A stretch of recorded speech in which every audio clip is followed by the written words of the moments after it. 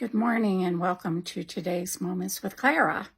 I hope you're having a good day today, but if you're like many, you are struggling. We live in a time where it seems like life has come crashing in on so many, and it's like the waves just won't stop. They're continuous. Have you ever gone through a period of time in your life like that? I'm sure the answer is yes. I know I have many times over, and today we're just going to discuss a little bit of what we should do during these moments when life is crashing in on us. I'm going to give you a brief timeline of my life that started in the year 2000, and I'll carry it out to 2012 very quickly. And then we're going to talk about your life and what you would do in instances like this, or what you have done. In the year 2000, I found out that my husband had been involved in criminal activity with Securities and Exchange.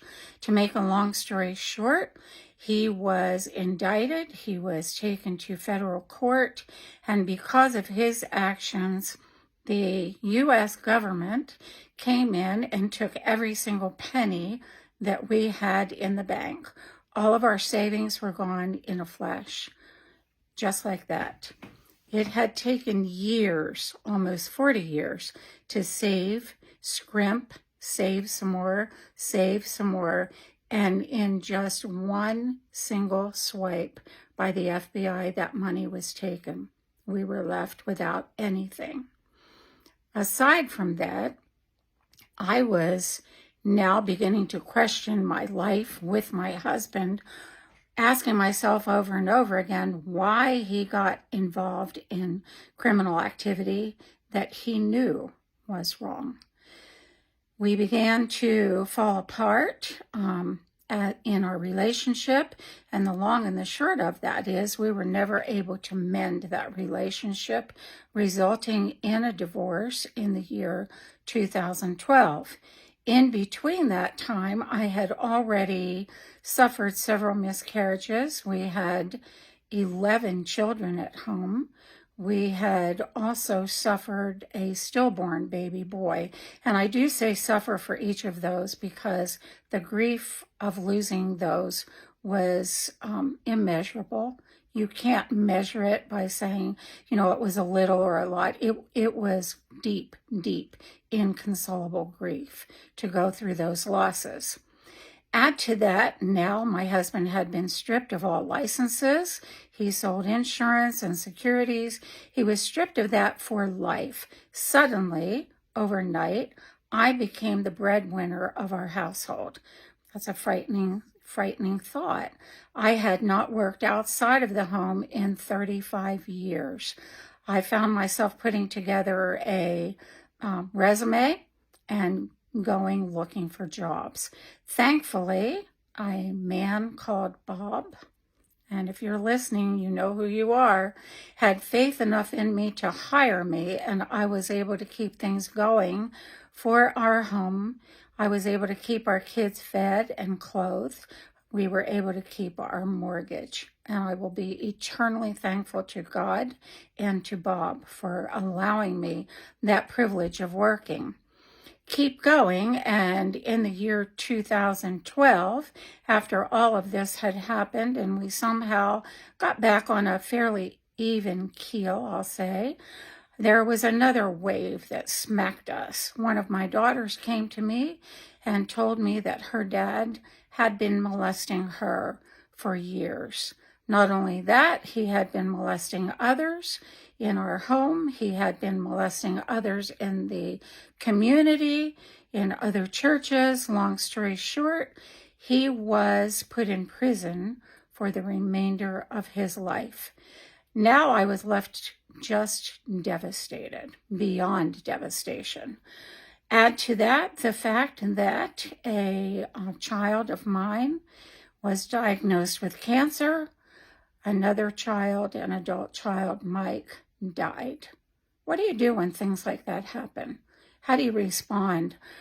I wish I had followed what I had been taught from little up. And excuse my voice, I am suffering very badly with the allergies today. I live in the mountains of Pennsylvania and our leaves are falling. And when that happens, my allergies go whoo-hoo off the charts. I didn't know what to do. I didn't know where to turn. I didn't know what to think. I didn't know really where God was in the midst of all of this. And in the middle of all of this devastation, there came a scripture verse that kept repeating to me over and over again. A simple little verse, be still and know that I am God. Be still and know that I am God. I clung to that scripture through the days, the months, the weeks, the years, and that scripture has held me anchored to the one thing that has gotten me through, and that is my faith. Now, I'm not here to preach you a sermon. I know there are lots of people leaving their faith for different reasons. I know there are many of you who do not believe in God right now, but you do believe in a higher power or in a moral code. I'm here to tell you that I do believe in God. I do believe in prayer. I do believe that those verses, that little tiny verse, those few words, held me through the calamities, the storms, the crashes that came on me in life. If those few words can hold me, be still and know that I am God. Trust me in this. God carried me through, and he will carry you through too. I know that for a fact. If you will simply take time to be still, take a walk in nature, meditate, say a prayer if you believe in prayer, ask for a divine intervention, ask for wisdom. We're told if we ask for wisdom, we are granted wisdom. Ask for it. You'll be granted an abundance of wisdom. I assure you that your faith in, if it's just a little bit, even the size of a mustard seed, we're told, will carry you through these days ahead. I know many of you are going through very difficult times right now. Chronic illness, the grieving the loss of a loved one, grieving the death of a child. Hang on, hold on, cling to those words, simply be still.